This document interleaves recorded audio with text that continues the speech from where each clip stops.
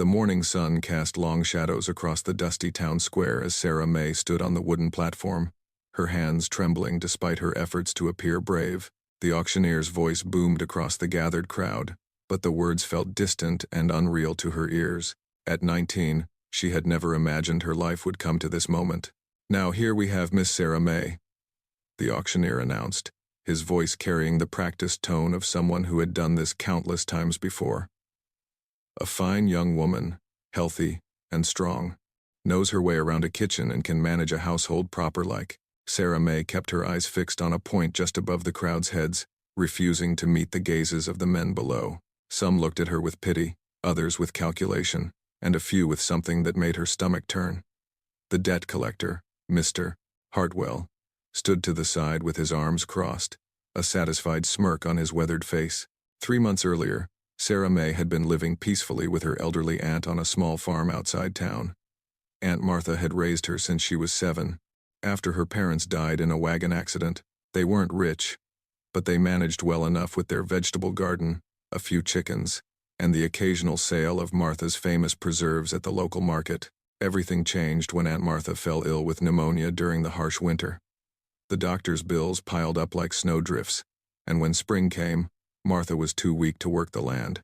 They borrowed money from Mr. Hartwell, the local moneylender, hoping the next harvest would see them through. But Martha's condition worsened, and she passed away just as the first flowers began to bloom. Sarah May found herself alone with debts she couldn't possibly pay. Mr. Hartwell came calling 3 days after the funeral, his hat in his hands but his eyes cold as winter ice. "I'm sorry for your loss, girl," he had said, though his tone suggested otherwise. "But business is business. Your aunt owed me $200, and now that debt falls to you. $200 might as well have been $2,000. Sarah May had exactly $3.47 to her name, along with a farm that barely produced enough to keep one person fed. She begged for more time, promised to find work in town, offered to sign over future earnings. But Hartwell shook his head. "The law is clear," he said. "When debts can't be paid, they must be settled another way. You'll come with me to town on Saturday morning." Now Saturday had arrived, and Sarah May stood before a crowd of men who saw her not as a person with dreams and fears, but as a commodity to be purchased. The practice was legal, though not common. A young woman could be sold to pay family debts, with the understanding that she would work as a household servant until the debt was considered paid. In reality, most never earned their freedom. "Let's start the bidding at $50, the auctioneer called out. Silence. Several men shifted uncomfortably, but no hands went up. Sarah May felt a mixture of relief and growing dread. If no one bid, what would happen to her? "Come now, gentlemen," the auctioneer tried again, his voice taking on a slightly desperate edge. "This is a fine young lady we're talking about. Look at those strong hands. That healthy complexion. She'll work hard and ask for little. Still nothing." Minutes passed that felt like hours. Sarah May could feel the sun growing hotter on her face, could hear whispered conversations in the crowd. Some men were walking away, having decided she wasn't worth even the starting price. Mr. Hartwell stepped forward, his face red with embarrassment and anger. $35, he announced loudly. Surely, she's worth $35 to someone. A few men glanced at each other, but still no one raised a hand. Sarah May realized with growing horror that she was being offered at a discount like day-old bread or yesterday's newspapers. The humiliation burned in her chest, but she forced herself to remain standing straight. $25, Mr. Hartwell called out, his voice cracking slightly. "Come on now. That's barely more than what you'd pay for a good horse."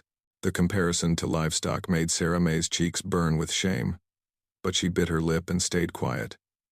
A few men in the crowd looked interested now, but something held them back. Perhaps it was the defiant tilt of her chin, or the way her green eyes seemed to burn with an inner fire that suggested she wouldn't be an easy woman to break. $20, Hartwell announced, desperation clear in his voice now. $20 for a healthy young woman who can cook, clean, and work a farm. Still, nothing. The crowd was getting restless, and some were already heading toward the saloon. Sarah May could see Hartwell wiping sweat from his forehead despite the early morning coolness. If no one bid, she wasn't sure what would happen. Would he take her back to his house?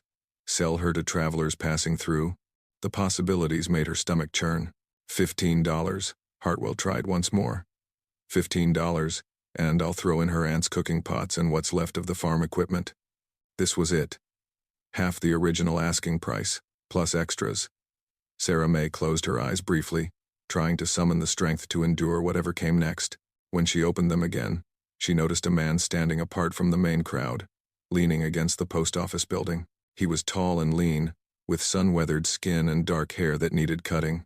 His clothes were simple but clean, worn denim pants, a blue cotton shirt, and boots that had seen plenty of hard work. What struck her most was his stillness. While other men shuffled their feet, whispered to neighbors, or openly stared at her, this man simply watched quietly, his dark eyes thoughtful. Going once, the auctioneer called, though no bids had been made. Going twice, Sarah May found herself looking at the quiet man again. There was something different about him, something that made her feel slightly less afraid. He wasn't looking at her the way the others did. Not with greed or calculation or pity. His gaze was steady and somehow respectful, as if he saw her as a person rather than property. "Last chance, folks," the auctioneer announced. $15 for Miss Sarah May. Going 3 times, the quiet man straightened up from his position against the building. Sarah May held her breath, not sure what she was hoping for. Part of her wanted no one to bid, though she knew that would likely mean an even worse fate. Another part of her found herself hoping this particular man might step forward. The seconds stretched out like hours. The auctioneer raised his hand to bring it down and declare the auction closed. Mr. Hartwell's face was getting redder by the minute, and Sarah May could practically see him calculating what to do with her if no sale was made.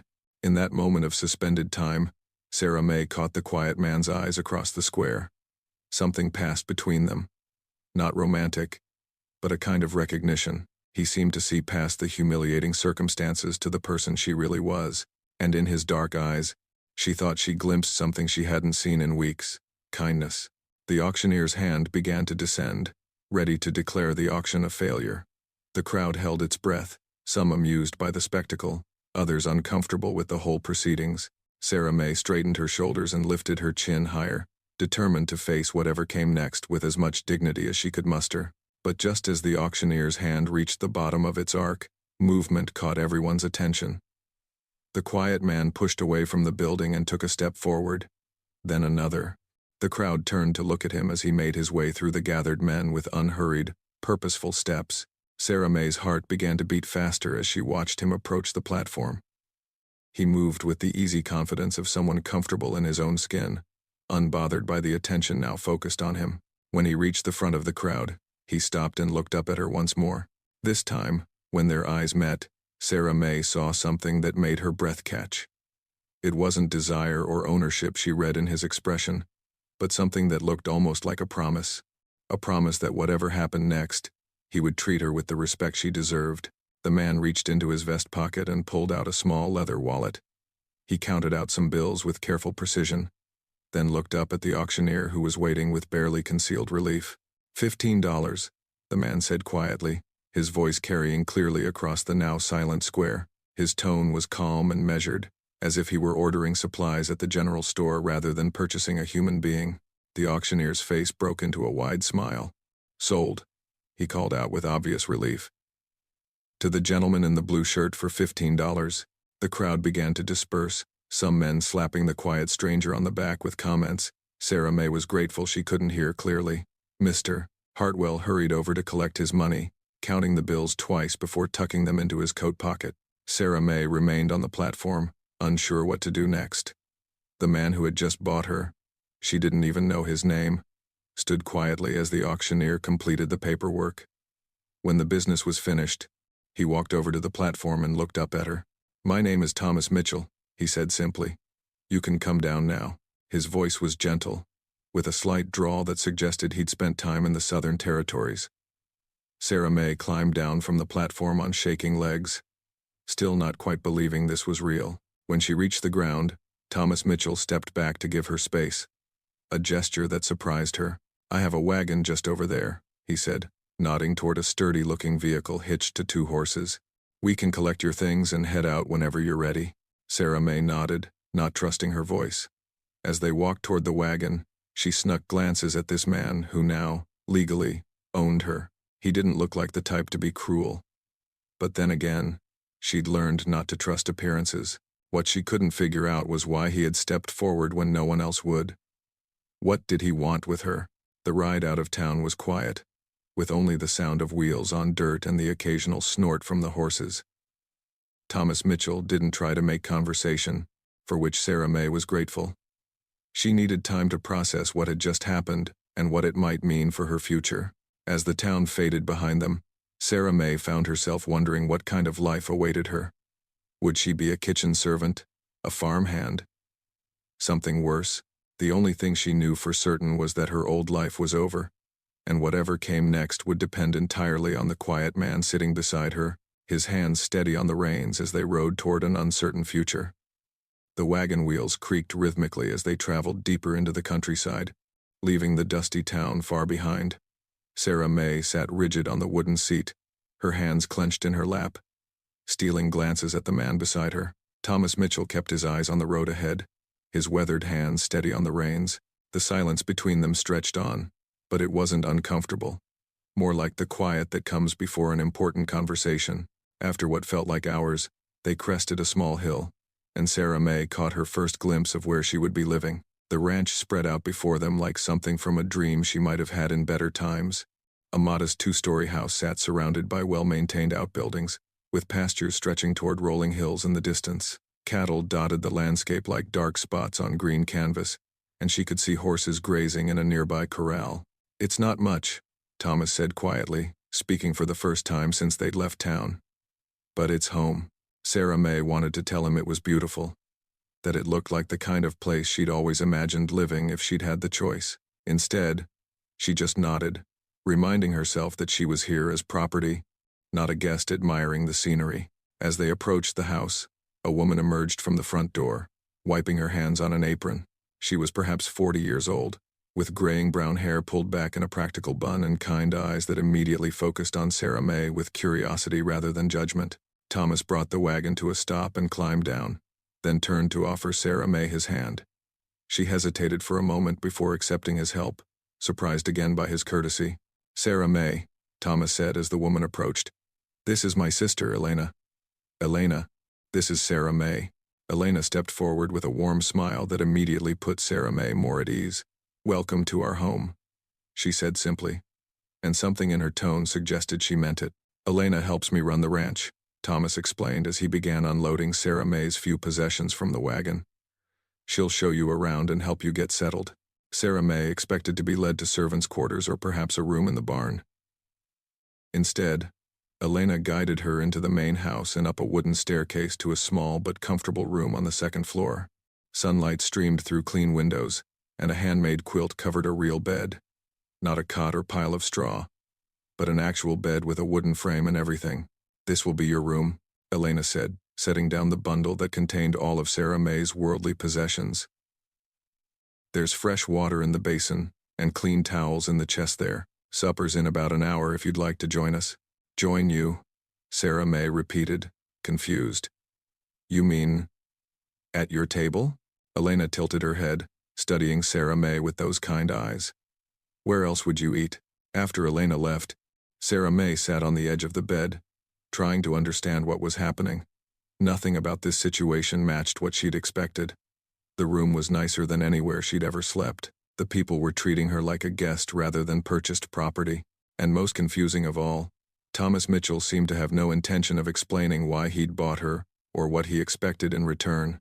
When the dinner bell rang, Sarah May made her way downstairs on trembling legs. She found Thomas and Elena sitting at a simple wooden table in the kitchen, with a third place set between them. The smell of beef stew and fresh bread filled the air, making her mouth water despite her nervousness. "Please, sit," Elena said, gesturing to the empty chair. "You must be hungry." The meal was simple but delicious, and Sarah May found herself eating more than she had in weeks. Thomas and Elena talked quietly about ranch business, which cattle needed to be moved to fresh pasture, repairs needed on the fence line, plans for the upcoming harvest. They included her in the conversation naturally, asking her opinion on small matters and listening when she spoke. It wasn't until after the dishes were cleared that Thomas finally addressed the elephant in the room. Elena had gone upstairs, leaving them alone in the kitchen with the soft glow of oil lamps creating a circle of warm light around the table. "I suppose you're wondering why I bought you today," Thomas said, his voice quiet and direct. Sarah May nodded, not trusting herself to speak. "The truth is, I didn't plan to," he continued, turning his coffee cup slowly in his hands. "I was in town picking up supplies when I heard the commotion in the square. By the time I figured out what was happening, that man was already trying to sell you for half price." He paused, seeming to choose his words carefully. "I've seen too many women disappear into situations they can't escape from. Men who bid on women at those auctions, they're usually not looking for household help. If you understand my meaning." Sarah May did understand, and the knowledge made her shudder. She'd heard whispered stories about women who were sold to pay debts and never seen again, or who appeared months later looking hollow-eyed and broken. "So you bought me too, to protect me?" she asked, hardly daring to believe it. Thomas nodded slowly. "The way I see it, you're not my property, no matter what that paper says. You're a person who got dealt a bad hand through no fault of your own. Elena and we can use help around here. That's true enough. But if you choose to stay and work with us, it'll be because you want to, not because you have to." Sarah May stared at him, unable to process what he was saying. "But the debt, the $15, is paid," Thomas said simply. "As far as I'm concerned, you don't owe me anything. You can stay here and work for fair wages if you want, or you can leave tomorrow and try to make your own way. That's your choice." The words hit Sarah May like a physical blow. Choice. When was the last time she'd had a real choice about anything? Tears she'd been holding back for months finally spilled over, and she buried her face in her hands, sobbing with a mixture of relief and overwhelming gratitude. Thomas sat quietly until her tears subsided, then handed her a clean handkerchief.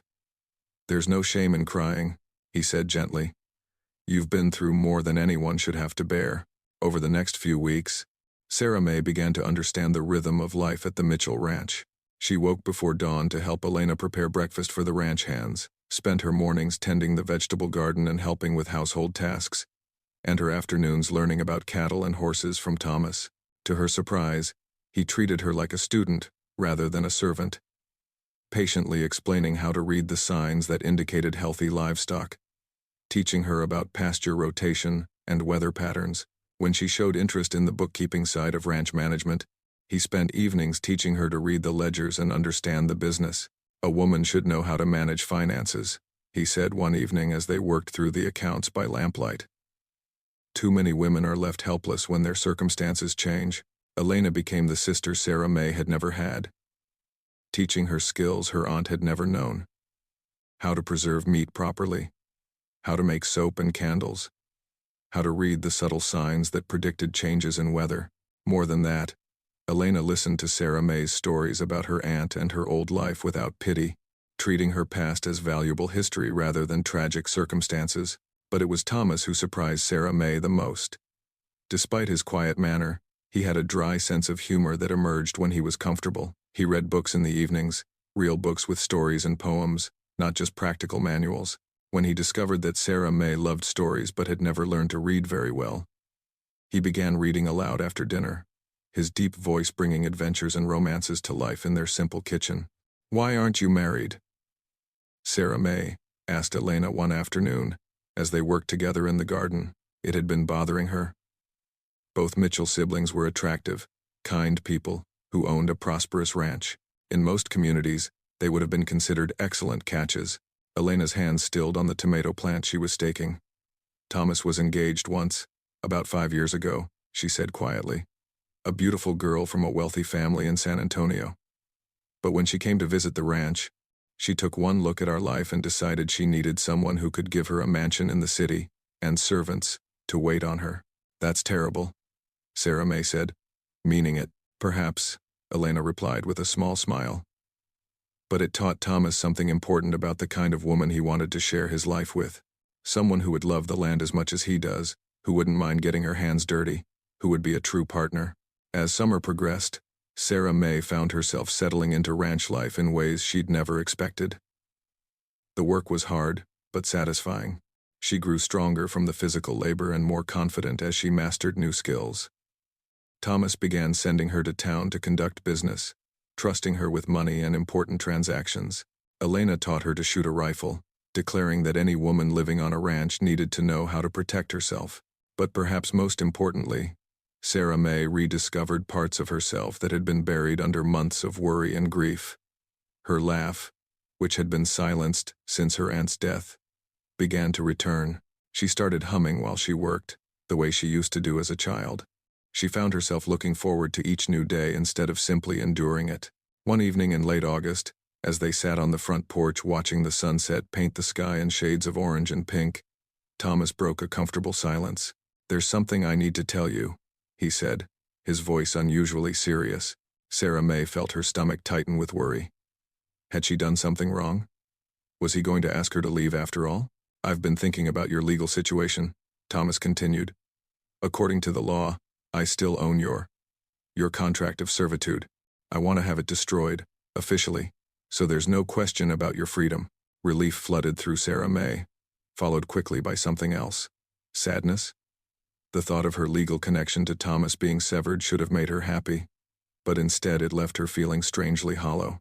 "There's a lawyer in the county seat who can handle the paperwork," Thomas went on. "We could ride there next week and have it all settled." "Yes," Sarah May said, because it was the right thing to say. That would be good." But as she lay in bed that night, staring at the ceiling of her comfortable room, Sarah May realized that the prospect of true freedom brought with it a question she wasn't ready to face. What did she really want her future to look like? She thought about the life she could build for herself now. With the skills Elena and Thomas had taught her, she could find work in town, maybe even start her own business. She could go west to California, where she'd heard women had more opportunities. She could do anything she wanted. So why did the idea of leaving the ranch feel like she was contemplating cutting out her own heart? The answer came to her slowly, like sunrise creeping across the landscape, somewhere between learning to read the ledgers and listening to Thomas read poetry by lamplight, between Elena's patient lessons and shared laughter over small disasters. She had begun to think of this place as home. More than that, she had begun to think of Thomas not as the man who had purchased her, but as the man who had saved her in more ways than one. The realization terrified her. What if her feelings weren't reciprocated? What if Thomas saw her only as someone to be rescued, a responsibility he'd taken on out of duty? What if the kindness he showed her was nothing more than Christian charity? As the date for their trip to the lawyer approached, Sarah May found herself watching Thomas more carefully, looking for signs of his true feelings. Did he linger a little longer when their hands accidentally touched while working? Did his smile seem warmer when it was directed at her? Or was she seeing things that weren't there, like a lonely woman might see faces in clouds? The uncertainty was almost worse than the clear desperation of her former situation. Then, she had known exactly where she stood, at the bottom, with nowhere to go but up. Now, she had found something precious and fragile, something that could be lost if she misunderstood or overreached. But as she watched Thomas working with the horses one afternoon, his movements sure and gentle, his voice soft as he spoke to a nervous mare, Sarah May knew that regardless of the risk, she was going to have to find the courage to discover the truth about his feelings. Because the alternative, spending the rest of her life wondering what might have been, was no life at all. The morning of their trip to see the lawyer dawned clear and cool, with autumn beginning to paint the leaves in shades of gold and crimson. Sarah May dressed carefully in her best dress, the same one she'd worn to the auction, now cleaned and mended by Elena's patient hands. As she braided her hair, her reflection in the small mirror showed a different person than the frightened girl who had stood on that platform months ago. Her cheeks had filled out from regular meals, her eyes held confidence instead of despair, and there was strength in her shoulders that came from honest work. Thomas was waiting by the wagon when she came downstairs, looking unusually formal in his Sunday shirt and clean hat. Elena hugged them both goodbye, whispering to Sarah May, "Whatever happens today, remember that you always have a home here." The ride to the county seat took most of the morning, and they talked easily about ranch business and the coming winter preparations. But underneath the casual conversation, Sarah May sensed a tension in Thomas that matched her own nervousness. Several times she caught him glancing at her with an expression she couldn't quite read. The lawyer's office was a small, neat room above the general store, with law books lining the walls and the smell of leather and ink thick in the air. Mr. Jameson was a thin, elderly man with spectacles and a kind manner who listened carefully as Thomas explained the situation. "This is highly unusual," Mr. Jameson said, examining the papers Mr. Hartwell had drawn up. "Most people who purchase a contract of servitude expect to get their money's worth out of the arrangement. I want the contract destroyed," Thomas said firmly. "Miss Sarah May should be legally free, with no debts or obligations to anyone." Mr. Jameson nodded and began preparing the necessary documents. As Sarah May watched him write, she felt as if she were watching the last chains of her old life being broken. In a few minutes, she would be truly free for the first time since her aunt's death. "There is one thing you should know," Mr. Jameson said as he worked. "Miss Sarah May, as a free woman, you would be entitled to wages for any work you've performed since Mr. Mitchell purchased your contract. The law requires that servants be compensated fairly once they gain their freedom." Sarah May looked at Thomas in surprise. They had never discussed wages. She had simply been grateful for food, shelter, and kind treatment. "I'd say 3 months of work at standard rates for a ranch hand would be. Let's see." Mr. Jameson consulted a rate book. $60. $60. It was more money than Sarah May had ever seen at one time. With $60, she could go anywhere, do anything. She could start completely fresh, beholden to no one. But as she signed her name to the Freedom Papers, Sarah May found herself thinking not about all the places she could go, but about the vegetable garden she'd planted and tended, about Elena's stories of their childhood, about the way Thomas's voice sounded when he read poetry in the evenings. The business concluded. Thomas helped her back into the wagon, and they began the journey home. But instead of the relief Sarah May had expected to feel, there was a growing ache in her chest. The legal connection between them was severed now. She was free to leave whenever she chose, and Thomas was free of any responsibility for her welfare. "Congratulations," Thomas said quietly, as they left the town behind. "You're officially your own person now." "Yes," Sarah May replied, trying to sound happier than she felt. "It's wonderful." They rode in silence for a while, each lost in their own thoughts. Finally, Thomas pulled the wagon off the main road and stopped beside a small creek that ran through a grove of cottonwood trees.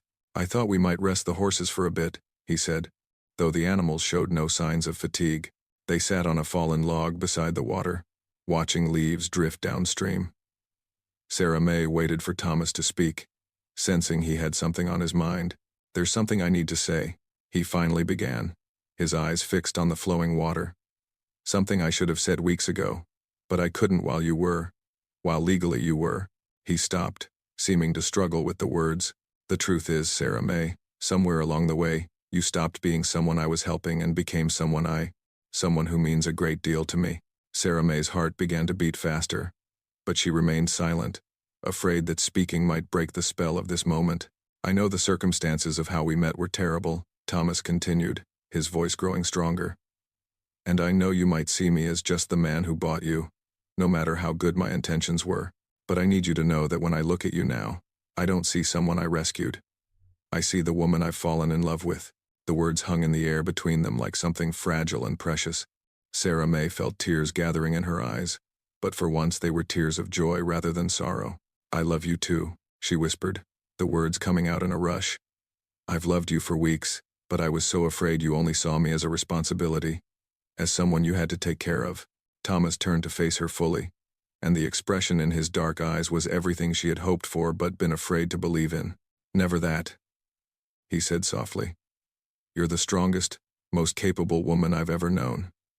You've made our house into a home, you've brought laughter back into our lives, and you've reminded me what it feels like to hope for the future." He took her hands in his, and Sarah May marveled at how right it felt, how perfectly her fingers fit between his. "I know this is sudden," Thomas said, "and I know you have your freedom now, money of your own, choices about your future.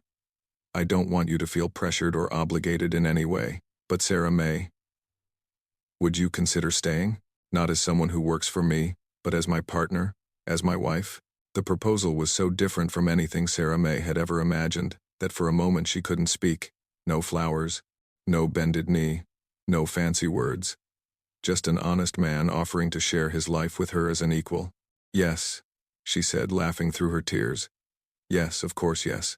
When Thomas kissed her, Sarah May felt as if she were finally, truly home.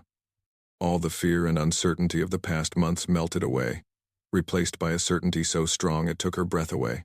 They were married 3 weeks later in a simple ceremony at the ranch, with Elena as matron of honor and half the county in attendance. Sarah May wore Elena's wedding dress, altered to fit, and carried wildflowers from the garden she had planted. Thomas wore his father's watch and his grandfather's wedding ring, symbols of the family legacy Sarah May was joining.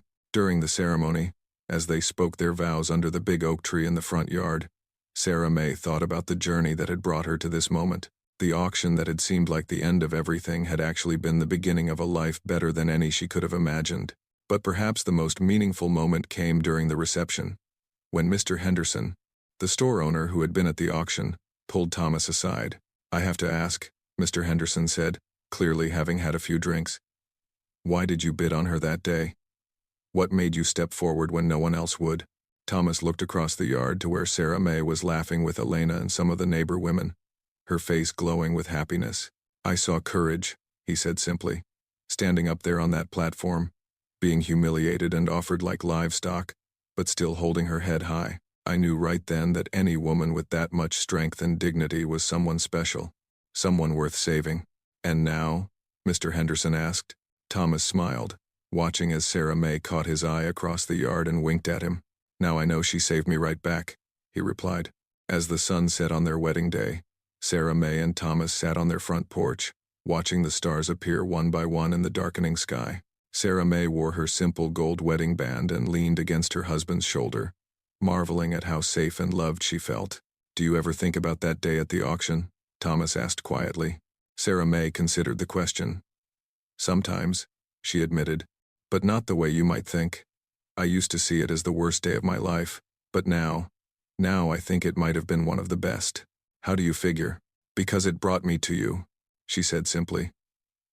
If Aunt Martha hadn't died, if we hadn't owed that money, if Mr. Hartwell hadn't put me up for auction, I might have lived my whole life on that little farm and never known what real love felt like. Thomas tightened his arms around her.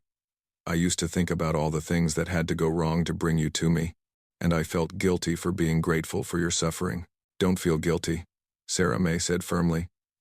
I think sometimes the worst things that happen to us lead us to the best things. My aunt always said that God works in mysterious ways, and I'm starting to think she was right. They sat in comfortable silence for a while, planning their future together. They would expand the ranch, maybe build a bigger house when children came along. Sarah May would continue to help with the business side of things. Her quick mind for numbers had already identified several ways to increase their profits. Elena would stay as long as she wanted, though she had started receiving attention from the new doctor in town. There's something I want to show you, Thomas said, standing and offering Sarah May his hand. He led her to his desk in the parlor and pulled out a piece of paper from the bottom drawer. Sarah May recognized it immediately. It was the bill of sale from the auction, the legal document that had transferred ownership of her from Mr. Hartwell to Thomas. As she watched, Thomas struck a match and held it to the corner of the paper. The edges caught fire, and together they watched as the document that had once represented her enslavement burned away to nothing. You did that at the lawyer's office, Sarah May pointed out, confused. That was the legal copy, Thomas explained, scattering the ashes in the fireplace. This was my personal copy, and I wanted us to burn it together. I want there to never be any doubt that our marriage is between two free people who chose each other. As Sarah May watched the last traces of smoke disappear up the chimney, she felt the final weight of her past lifting from her shoulders. She was no longer the frightened girl who had been sold for half price to settle someone else's debt. She was Sarah May Mitchell, rancher's wife, equal partner in a life she had chosen for herself. I love you, she said to Thomas, meaning it with every fiber of her being. I love you too, he replied, pulling her close. Always, outside, the wind picked up the ashes from their fire and scattered them across the ranch, carrying away the last remnants of Sarah May's old life and leaving only the bright promise of tomorrow.